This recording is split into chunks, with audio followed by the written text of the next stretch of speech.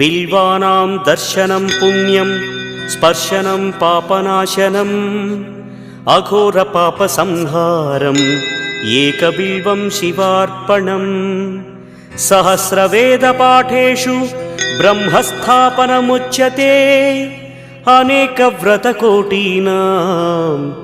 एकबिल्वं शिवार्पणम् अन्नदानसहस्रेषु सहस्रोपनयनं तथा अनेकजन्मपापानि एकबिल्वं शिवार्पणम् बिल्वाष्टकमिदं पुण्यं यः पठेत् शिवसन्निधौ शिवलोकमवाप्नोति